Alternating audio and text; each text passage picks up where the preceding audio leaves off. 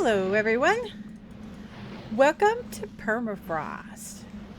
So this is our 30th episode of our Let's Play series.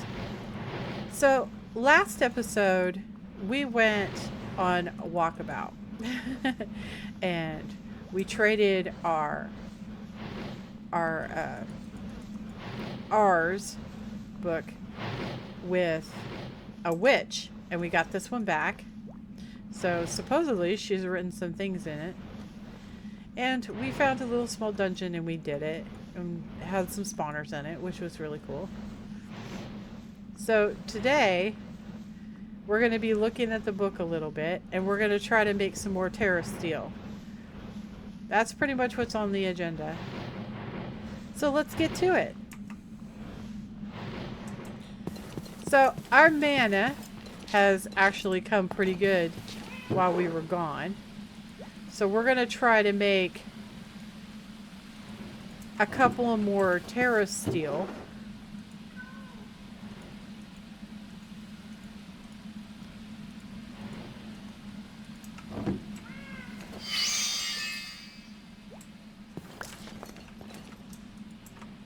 And maybe be able to create another piece of armor, which would be nice.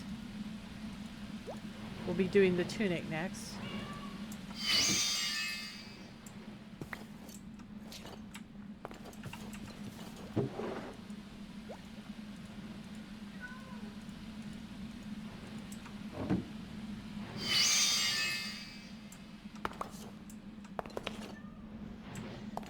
Ah, we might have enough to make some more.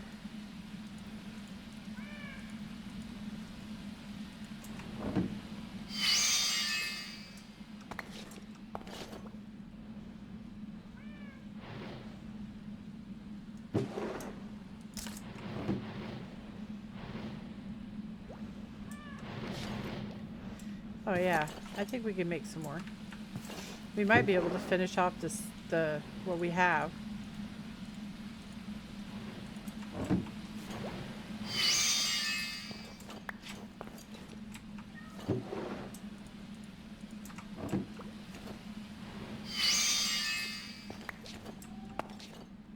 Nice.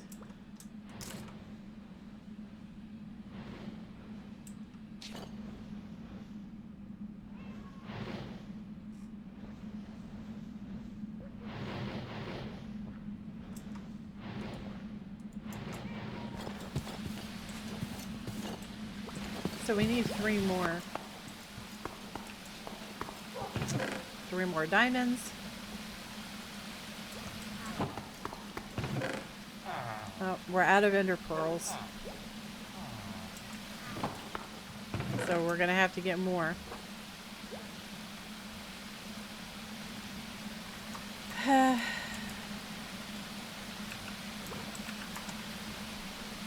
So the tunic.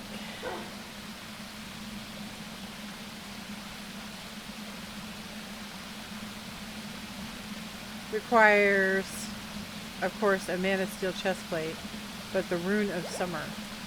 So the Rune of Summer is 1 melon slice, 1 Rune of Earth, 1 Rune of Air, 2 sand, a slime ball. We have a melon slice, so 1 melon slice, 2 sand,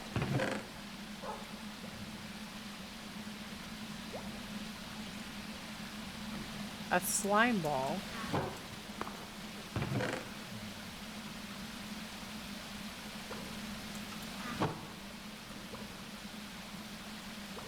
a Rune of Air, and a Rune of Earth.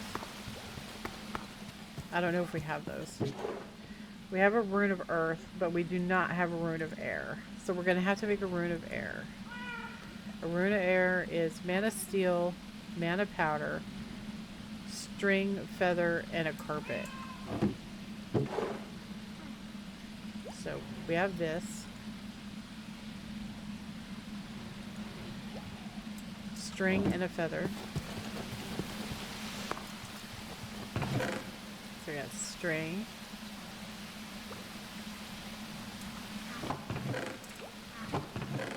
feather.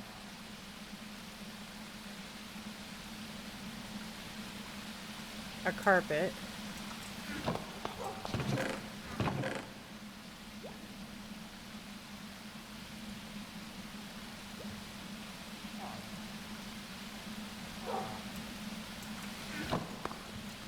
A Terrasteel.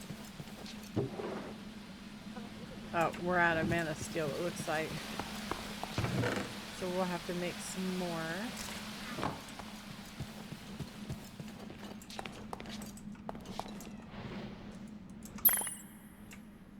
Okay.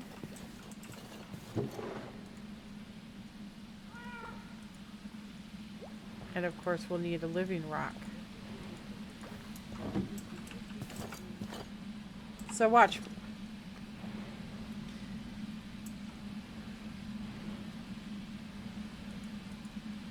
So we put that there, that there, that there, that there, that there, that there, that there.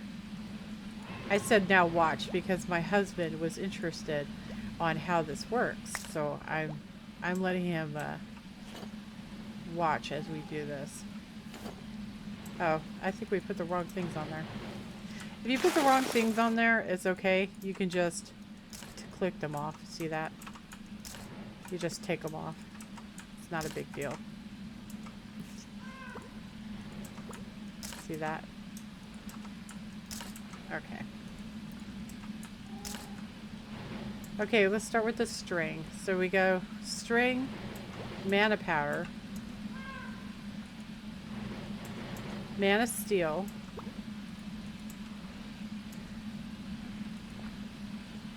the carpet, and the feather. Oh, we missed the feather. Now, the little progression timer shows the recipe is cooking, so to speak. And it's drawing mana from the mana spreader.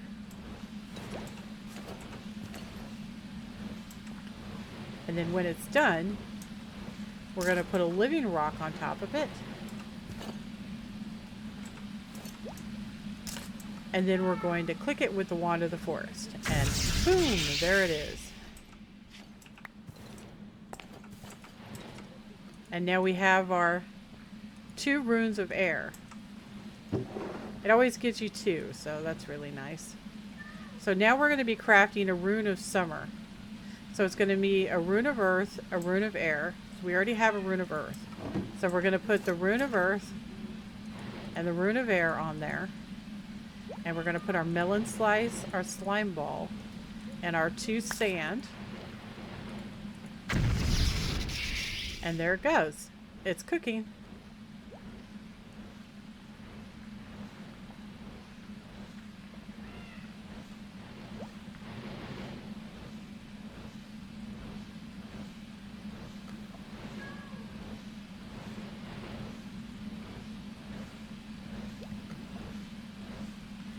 Let's go ahead and grab our rock out. I got a rock.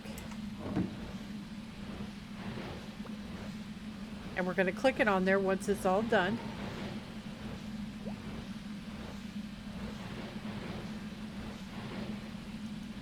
And then we're going to use our wand. Oh, we're standing a little bit too close. There. And then wand, and then poof, there it is. Alright, so that gave us, so we have a rune of air, 2 runes of air now. I didn't actually consume it. We have our rune of earth still. And that gave us rune of summer. Alright, so for our tunic, we're going to need that.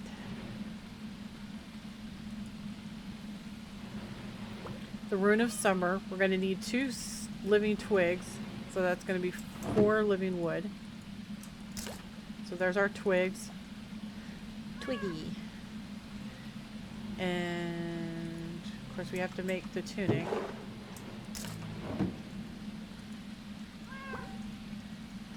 Alright.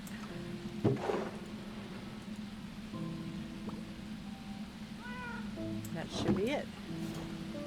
So we're going to click on this. And there it is. We now have our Terrasteel chest plate made. Oh, well, that's so exciting, isn't it? So now we can go stick it in this chest right here. It's going to take a whole lot of experience to put all these enchantments on this stuff. And we should be able to go ahead and make the pants. So let's see. We're going to need some more iron. So we got to dash across the lands to our metal chest and get some iron. Let's just use, let's see. It's going to be 7 for the pants, and then we're going to need 4 for the boots. And that will give us, we want to have at least 12 left, so that should be good. 23.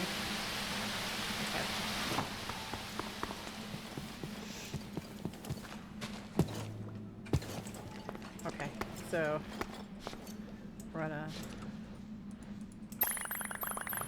do these up. We're gonna go ahead and make our pants.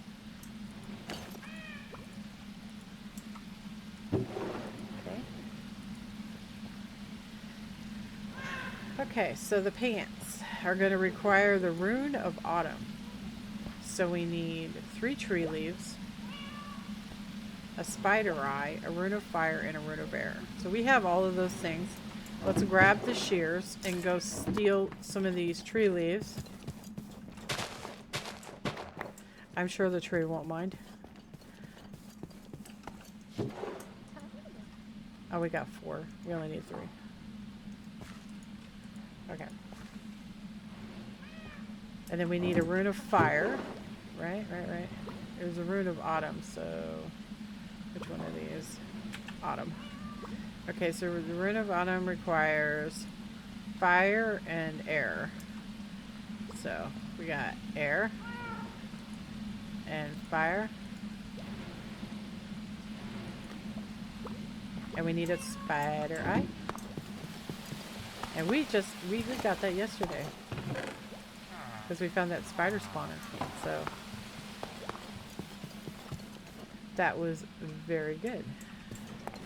Alright, so we're going to give it the fire, the air, and the leaves, and the spider eye. And then we're going to grab our rock and our wand.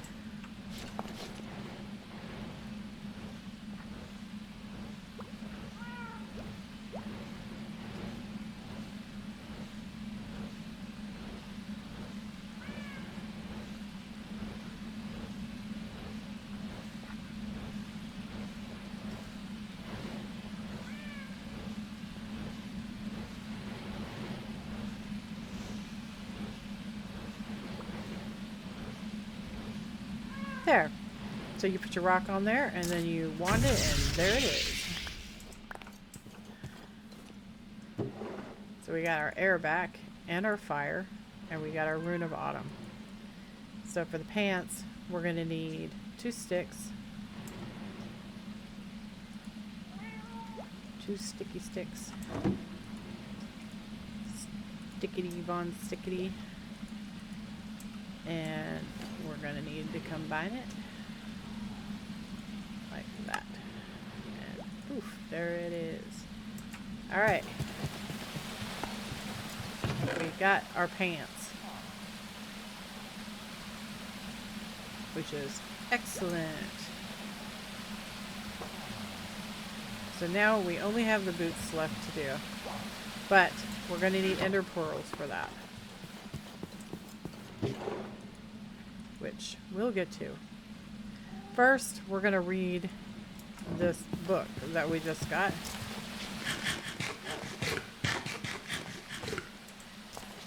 Alright, let's see what it says. So it's going to talk to us about these different things. It's going to show us about the monsters, and it's going to have a graphical glitch. That's weird. So this is supposed to be a zombie brute, but it looks like the entry is messed up. It's probably due to shaders, so let's just disable the shader while we're reading the book, because that's probably what it is. Usually when you have any problem with a pack, like that graphically, it usually has something to do with shaders. And look, I was right. Okay, so mental note, Eidolon mod does not, or Eidolon mod does not like shaders. So anyway, so this is a zombie brute. So zombie brutes are uncommon zombie variants. They are stronger and faster and tougher than normal zombies, but otherwise behave similarly.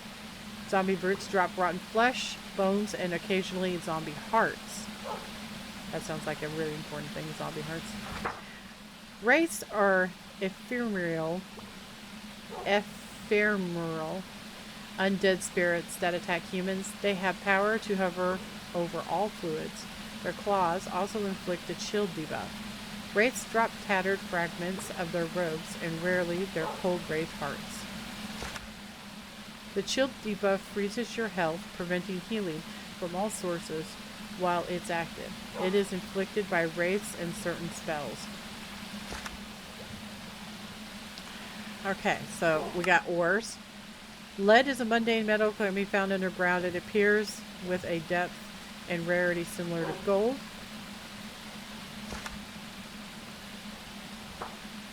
Okay. Pewter. Pewter is a lead-based alloy used for many magical constructs. It is completely inert to magical processes, making it an excellent structural metal for various devices and arcane objects. So to make it, you combine lead and iron.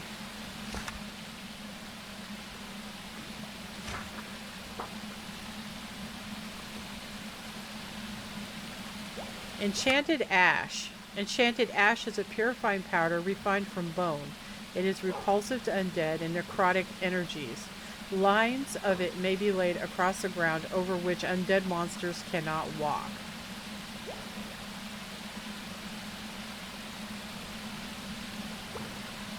You get it by smelting bones. Dude, that is so cool. You could like put it around a spawner instead of building like a wall. So that is neat. Alright, rituals. The brazier. A brazier is used to initiate magic rituals. All rituals are initiated by placing an item on top of the brazier and then lighting it with a flint and steel. The brazier can be extinguished once lit with an empty hand, allowing the dispelling of active ritual effects. Rituals usually require additional components. Items can be provided to the ritual by placing them in receptacles around the brazier. Some rituals demand additional special requirements, which are to be specified in this codex on a case-by-case basis. So that's how you make a brazier. So we got pewter, block of coal, and 2 sticks. Okay. Item receptacles. Stone hands are the simplest item receptacles. Place one near a brazier, put an item in its palm.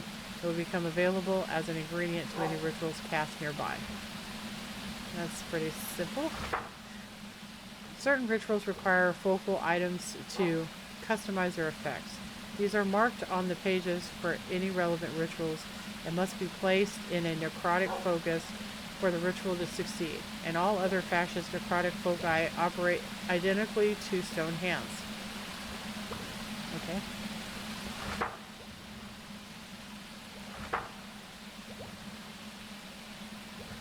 That's pretty straightforward. The ritual crystallization allows the harvesting of soul shards from the reanimated, so undead things. Just after the ritual consumes its last component, it will destroy all nearby undead creatures, leaving a few soul shards in its place. So it requires 2 redstone, bone meal, and it just kind of like destroys all this stuff. So you can put it next to a spawner, I guess, and it'll give you little soul shards. Lesser summoning. The lesser summoning ritual summons an undead mob atop a brazier. Variants of this ritual exist for the most weak undead creatures. So you can do summon zombie, summon skeleton, summon phantom, summon wither skeleton, summon husk, drowned, stray, and wraith. Ritual of alluring. The ritual of alluring is supernaturally desirable to peaceful creatures. From a large range, animals will gradually be drawn towards its epicenter.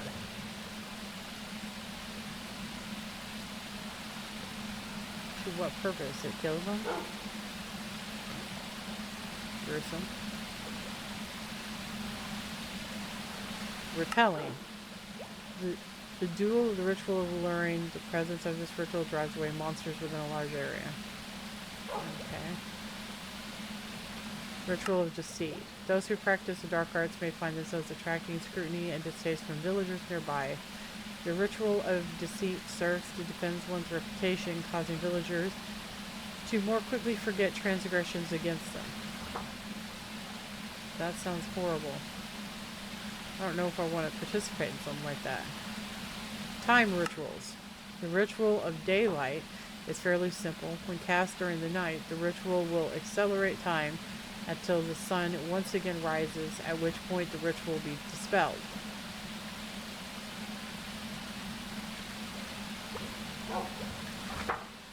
Counterpart of it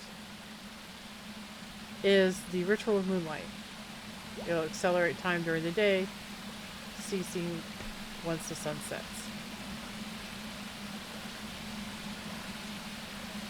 Ritual purifying. The purification ritual cures those afflicted with the curse of undeath. Upon activation, the ritual will cure any zombified villagers near the brazier. Additionally, zombified piglins and hoglins will be restored to their uncorrupted forms. Say, that could be pretty cool. You get like a whole bunch of them together and then like undead them. Okay. Oh wait. Rituals. Sanguine items. Sword of Sapping. The Sword of Sapping deals wither damage in addition to its normal attack, and any damage inflicted by this withering heals the user. In addition to ritual requirements displayed, 10 hearts worth of living creatures must be present for the ritual to consume. Jeez. So we have to sacrifice some chickens, I guess.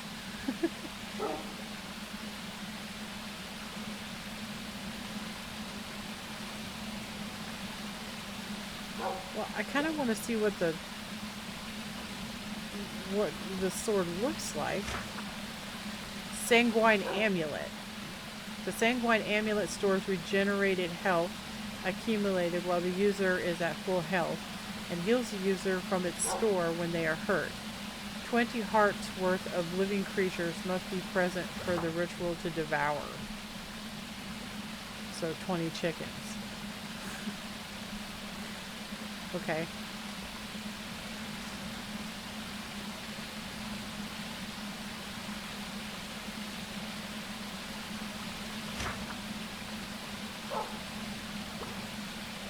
Apothecary brewing. The apothecary stand is a contraption inspired by the alchemical devices brought back from the Nether.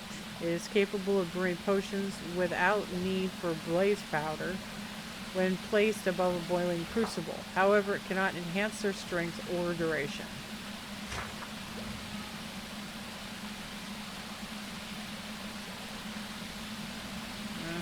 Okay.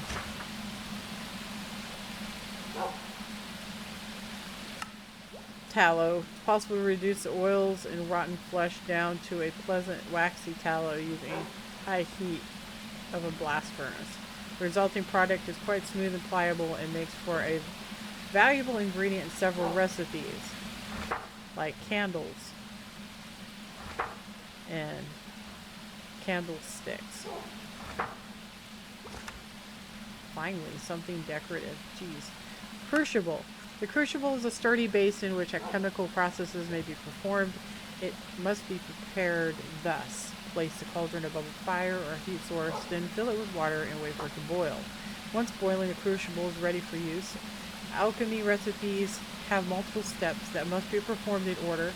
Start by adding the items from the start step. Once the water's color changes, add the next step's items and stir the crucible a few times if specified. Okay. Arcane gold. It's possible to chemically imbue gold with a small amount of magical energy. The resulting metal is stronger and more magically conductive than mundane gold, and is put to good use in the construction of magical items. Yeah, we want to hear about magical items. That's what we. So we have the little soul shards, redstone and gold. It's pretty. Wait, you're not going to show us? Oh, reagents. An essential alchemical element, the manufacture of sulfur, can be done easily in the crucible. The addition of ash causes the sulfur impurities in ordinary coal to precipitate into a fine powder, which can be retrieved and used elsewhere. So we make sulfur, and that's ash and coal. Essence of death. A wretched ingredient, this coarse black powder contains the very nature of undeath distilled within it. Its value in necromantic processes is unmatched by any other material. Okay. There's that zombie card it was talking about. Refined crimson. Reacting the fiery flora of the nether with sulfur results in splittering red substance reduced from the wrathful elements of the nether realm. Surely a purpose will reveal itself eventually. Okay. We can make that a little like different type. Calyx of the end. This strange material results from the oxidization of ender pearls. Oh, not ender pearls again.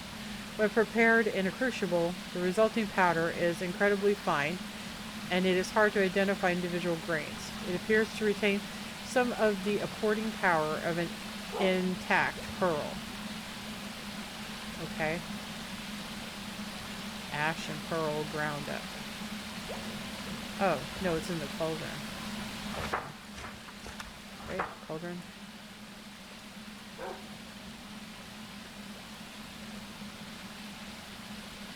Okay, soul gems. While soul shards are sufficient sources of magical power for basic magic, they must be fused and augmented for use in higher level constructs.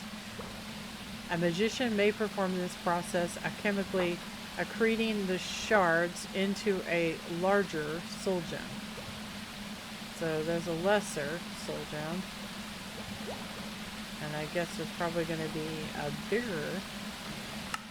There's a shadow gem. Shadow gem is a particular material. It gleams like a diamond, yet seems to resist illumination.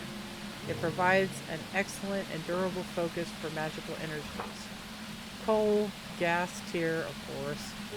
Essence of undeath, soul shard, essence of undeath, and a diamond. Okay. Basic alchemy. The purifying salts in enchanted ash do more than simply repel undead creatures. When enchanted ash is applied directly to rotten flesh, it removes its impurity and leaving behind a rather useful piece of hide. What? This entire time we could make leather like that? You butt munches. Ugh. This is what happens when you don't remember stuff. Flesh decomposition. It is possible to use alchemy to accelerate decomposition of flesh. Though pork is displayed as an example here, this process may be provided almost by any raw meat. Alright, so meat, mushroom, rotten flesh. So it's in the cauldron. These are all cauldron recipes. Gunpowder, sulfur, bone meal, and then charcoal. So you can make all of these things in the cauldron. Gilding. It's possible to use a crucible to more efficiently gild items through the use of a catalyst. The amount of gold required is quartered. So in layman's terms, that means that it uses less gold to make a golden apple.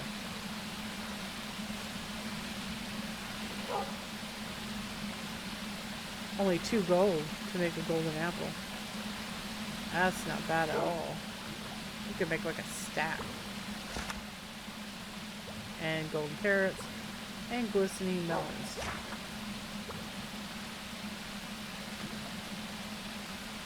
Okay. Warped sprouts. Akin to the growth of sprouting fungus, warped fungus may be seeded in a crucible to produce warped sprouts. Resulting buds have a visible glow to them and appear to have latent powers related to teleportation. Okay. I need to eat them. Yeah, but it requires an ender pearl. When warped sprouts are consumed, they grant an anchoring effect which blocks teleportation. While the effect lasts, the effect may be lengthened by brewing potions from warped sprouts. Okay. Inlays. Metal inlay is a simple method for durably inscribing sigils and symbols into magical constructs. While mundane on their own, inlays of pewter and arcane gold appear frequently in magical formulae. Okay. Basic baubles. Yeah, now we're getting somewhere. While flashy, these trinkets are most often used as a base for other items. Still, these items have been touched by arcane, and a novice magician may feel a slight boost to their tenacity while wearing them. Okay. Magic workbench. It's hard to express a complex magical recipe on a mundane workbench. For this purpose, the magic workbench is essential. This workbench can be used like any mundane workbench, but additionally provides 4 slots for magical components and tools. Okay, that sounds kind of cool. Void amulet. This marvelous amulet is imbued with supernatural defense. When worn, projectiles that would otherwise strike the bearer are instead absorbed and nullified. However, the amulet must recharge afterwards and can only be used again after about 10 seconds. That could be cool. What else? Warded mail. Inscribed with runes and imbued with sanctifying salts, the warded mail provides an excellent defense against arcane attackers. When worn, any armor worn over it is bloistered, able to defend against magical attacks that would normally pierce through. Oh, hey, that's pretty neat. I wonder if the magical attacks from the Wraith and the Ender Dragon that stop you from regenning would be considered magic attacks. That's interesting. We might have to make that and test it out. Soulfire Wand, an excellent display of the latent power within the Shadow Gem. The Soulfire Wand fires brilliant bolts of energy when swung that deal hefty damage to just about any target. Okay, having one might be beneficial.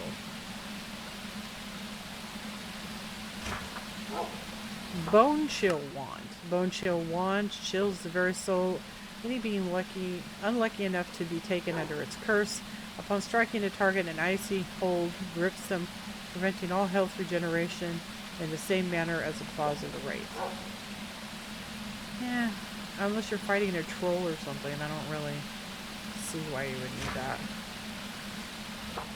Reaper Scythe, a handy, if grim, tool for the enterprising necromancer. When an undead creature is felled by the Reaper Scythe, its body is destroyed and its soul is crystallized, permitting a more active approach to harvesting soul shards. Okay. So if you kill stuff with this thing, it's going to give you soul shards. Cleaving Axe. Fearsome axe serves as a slow, powerful weapon. When a creature is slain by it, it could drop its head. Off with its head by order of the Queen! Soul Enchanter. The Soul Enchanter leverages the power of souls to enchant items with great precision. Unlike a typical enchanting table, enchantments have no level requirement, and it is possible to enchant previously enchanted items as well. Okay, that's really neat. However, it also bears some limitations. The Soul Enchanter is only able to provide single first level enchantments. or increase the level of an existing enchantment. To achieve a high level, many repeated enchantments are necessary, demanding many levels and soul shards. Okay. So it's just a different way to grind. Gotcha. Pick of inversion. This peculiar tool seems to disobey normal material properties. The harder a block is, the quicker this pick breaks it. The softer a block is, the more resistant it gives. So it's an obsidian grabber. You just name it the obsidian grabber. Okay. Let's see.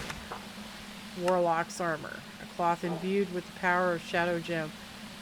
Wicked weave is the ideal material for magical accoutrements. It is strangely durable and highly conducive to arcane energies.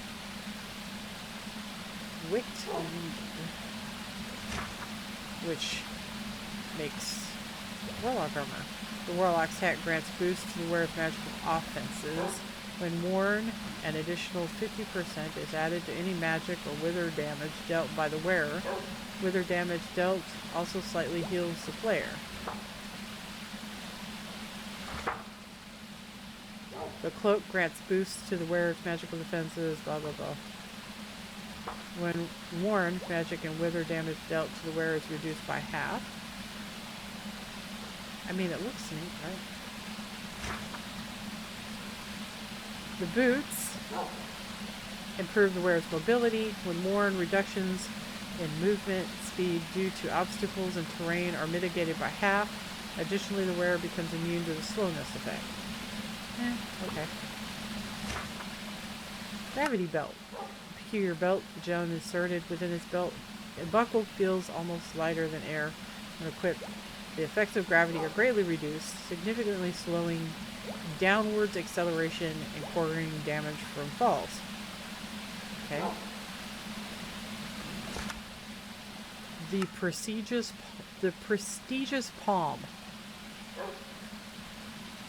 This glove-shaped charm allows the user to touch that which previously escaped their grasp, approximately doubling normal interaction range. Oh, that's kind of neat. Okay. Mind shielding plate. When worn, this plate resists any unwanted intrusions into your head. Unwanted intrusions. So it's a Magneto helmet.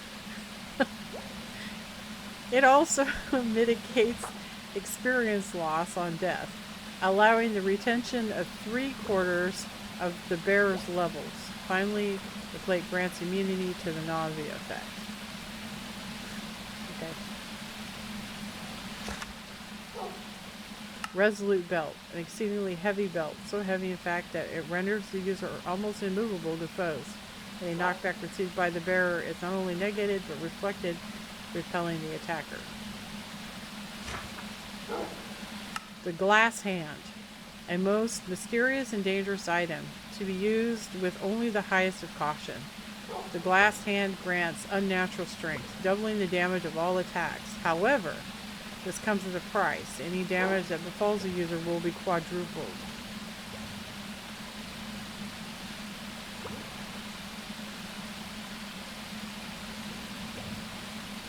Yeah, that's horrible. Okay. What else? Theurgy. Signs and chants. For any who have ventured in the arcane, knowledge of signs, ancient symbols which represent arcane concepts is essential. The signs chapter of this book displays all known signs and allows the selection and chanting of a sequence of them. Chants have various magical properties which appear here as new signs are learned. The majority of signs are known only to higher powers, but some basic ones may be known to earthly magical practitioners. Try giving this book to one, and they may teach you what they know. Hey, we already did that. To attempt to communicate with the straw effigy. To attempt to communicate with the powers that be, an icon is necessary. The straw effigy may be fairly rudimentary in its construction, but when placed atop an altar, it is something to direct your prayers to. Maybe they will be heard. Okay. and then an altar. In addition to an effigy, the altar is necessary for most liturgical rites. Altars may be constructed in any shape or size. An icon of some kind must be placed atop the altar, in addition to any other magical paraphernalia one desires. Placing occult objects atop an altar may improve its power and capacity. A more powerful altar improves the efficiency of prayers and sacrifices, and improving capacity allows the altar to imbue creatures and objects with greater amounts of magical energy. Okay. Lighting. Certain light sources are capable of enhancing the altar, usually its power, and only sometimes its capacity. Multiple lights are provided. Only the highest power and capacity improvements out of all the lights will take effect. So torches suck. Lanterns are better. Candles are better. And candlesticks are the same as candles. So you want candles.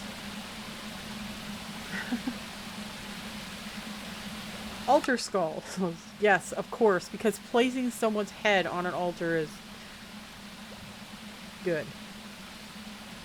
The skulls of undead creatures are powerful occult objects, capable of significantly powering an altar. If multiple skulls are provided, only the highest power and capacity improvements out of all the skulls will take effect.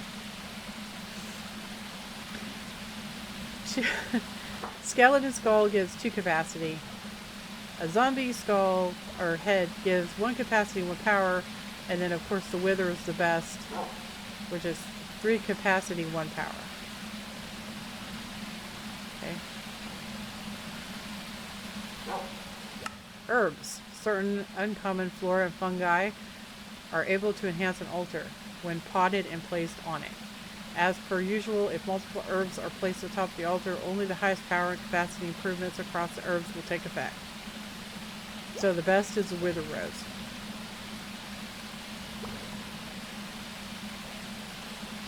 Goblets. Goblets are the ideal means to provide an offering to a deity. Slaying a creature over a goblet will fill it with blood, which may be used in certain rites. Merely having a goblet on one's altar will also increase its capacity by 2. Dude, that's gruesome. What the heck? Okay.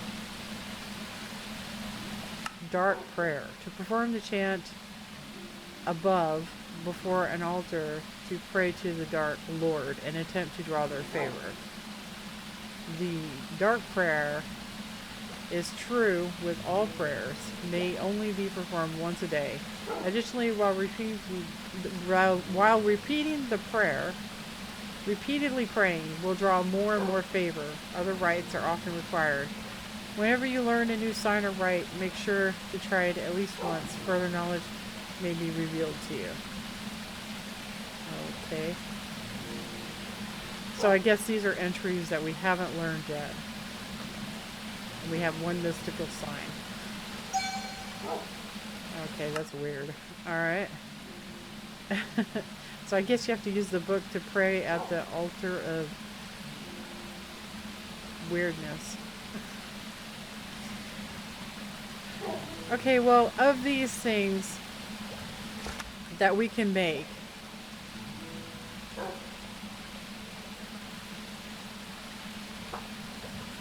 the warded mail sounds like something we're interested in.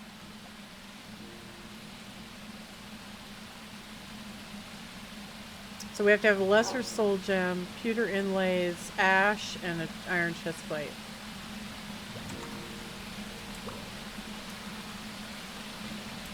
Okay. Okay, maybe we'll make a little Eidolon room. I don't know. I'm not going to be sacrificing things with a goblet. That's so weird. Okay, next. What were we doing? Oh, right. We need ender pearls.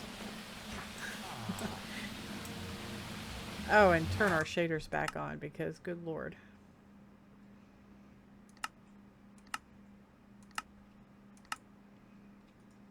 Okay, much better. Alright, let's go see if we can scare up some Enderbutts. Real quick like.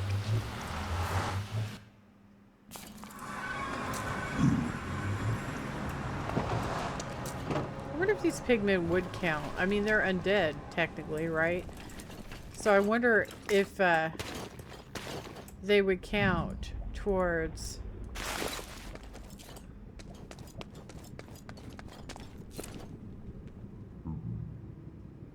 the ritual for souls. So you could like do something incredibly stupid. You could like get the ritual all set up, and then you could attack a pigman, and then wait for like the entire nether population of pigmen to come after you, and then you could perform the ritual, and then you would have like soul shards forever.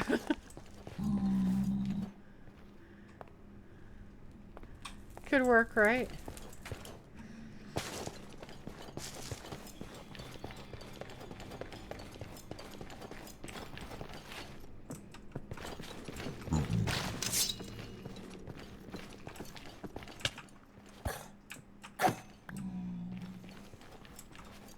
Oh, let's drop gold. The little munchy mouth things. Okay. Let's go see if we can scare up some Enderbutts.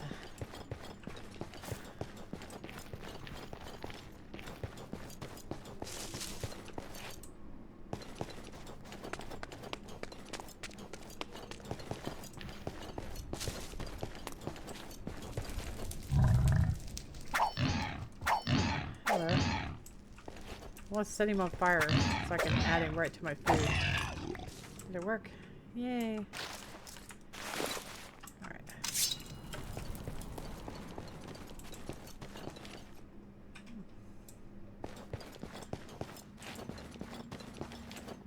So like, you know, things are just optional. Like for instance, if you weren't interested in any of those things that we just read about for Eidolon, you don't need to do Eidolon. I mean, it's not necessary for, I see you. I see you. Oh, we just barely missed him. Come back.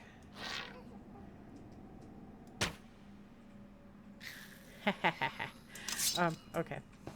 So, like, if you didn't see anything that you think would make your character better, then you don't need to... it's optional, right? It's the same with elemental craft.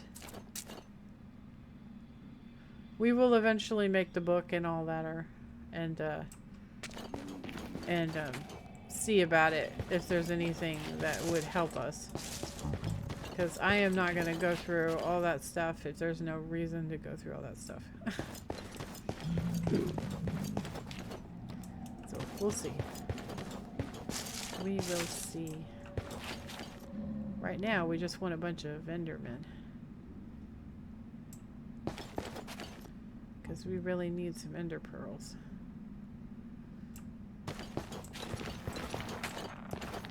Unfortunately, it looks like it's going to be kind of sparse today.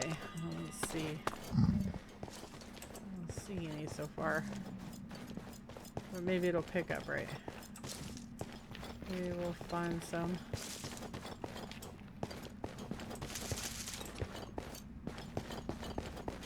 I will make a little pseudo room though for Eidolon, so we can have the cauldron and everything. And because that male actually looked interesting. Yeah.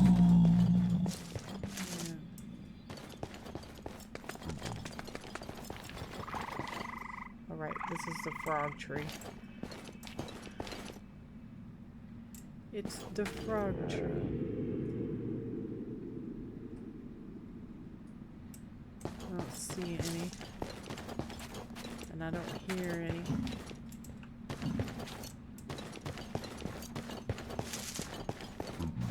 Enderman.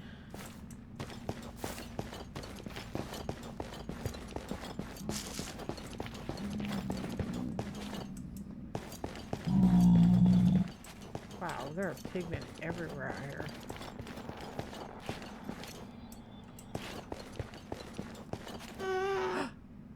Oh.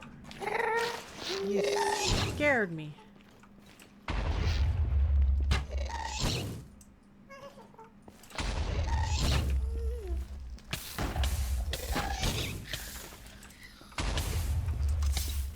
Turd. Burn my forest down. My poor warped forest. Destroy my torches.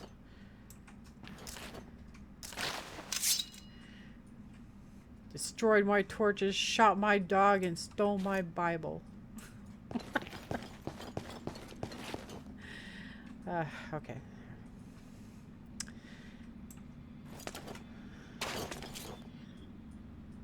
Maybe all the Endermen ran away because they're afraid of the gas. Because there's like so many gas around here. I mean, you know, we might have gotten a tear from that guy. Let's see if we can hop skip over here to this tree.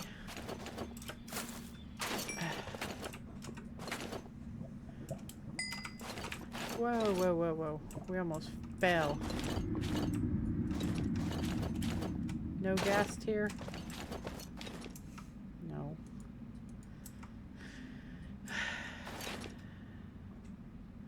No gas tier, no Enderman, nothing. Just nothing.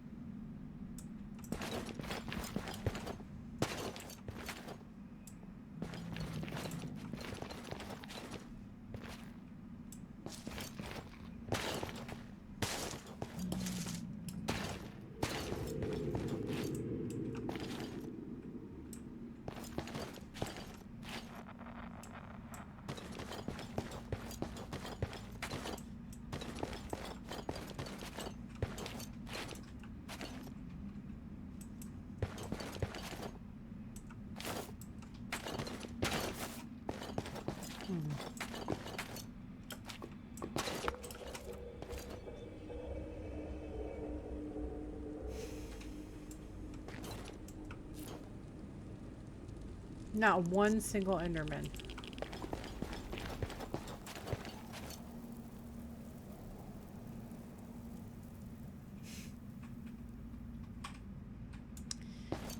Not a one.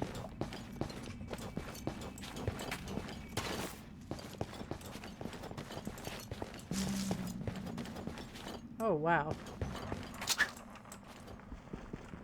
Look at all of those guys.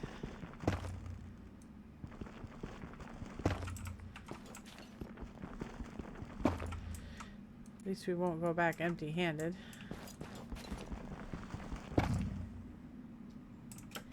Eh?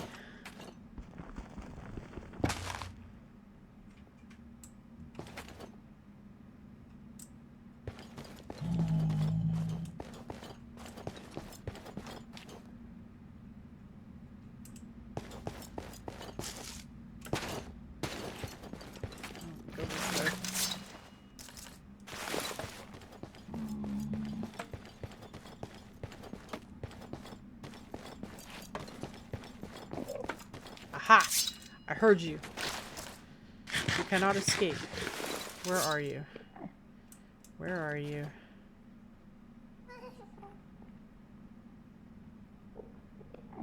Heard you.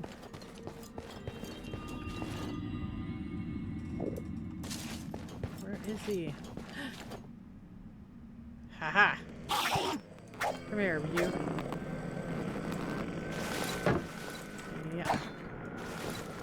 Come on.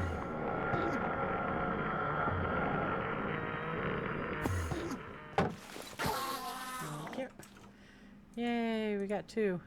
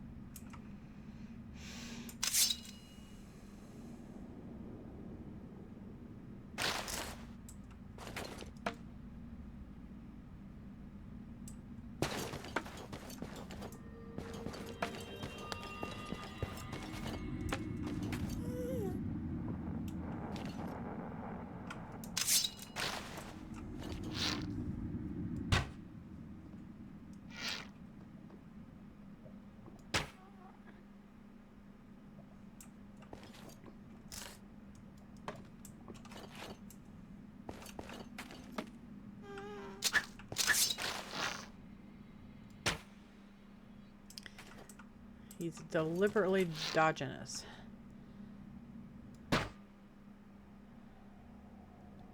Ah! Did you see that shot? That was amazing. Headshot.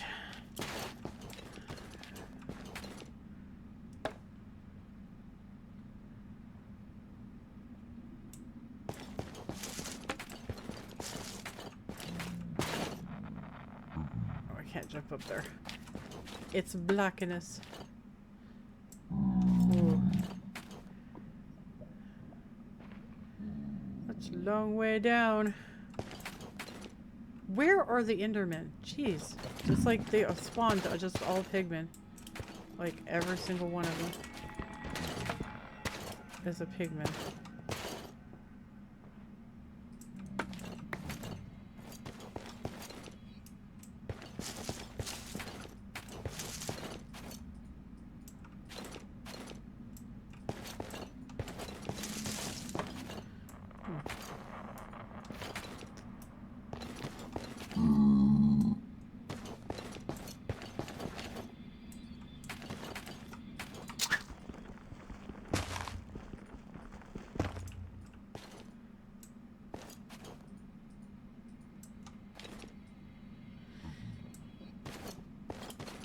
Well, this was a giant freaking dead end. What was that noise? It sounded like someone getting sucked up by a Hoover.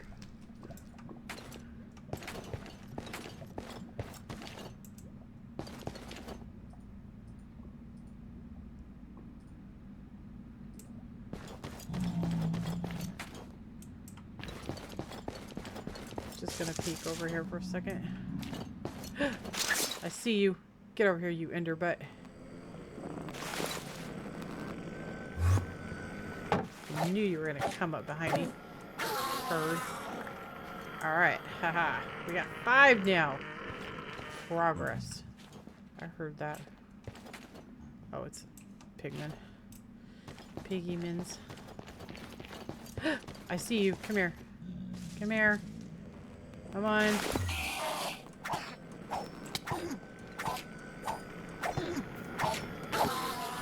Oh yeah. 6.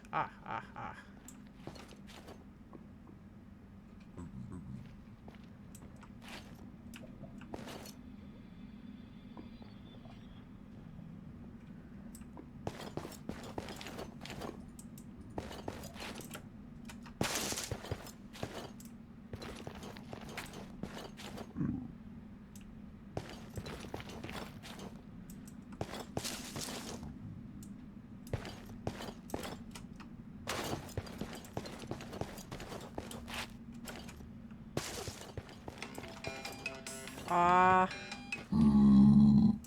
Sorry, guys. like we're in any immediate danger anyway. So that's going to be about it for this episode.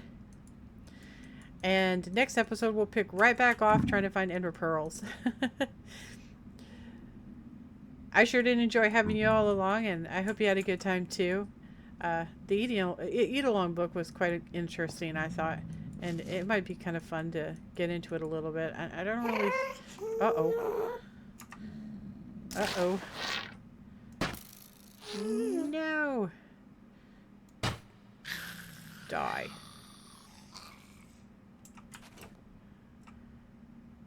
Yeah, that loot's gone. I don't really think I want to do the blood in the chalice thing. That's kind of disgusting. But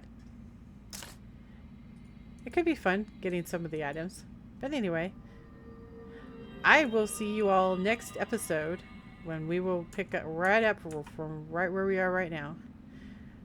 So, see y'all later. Toodles!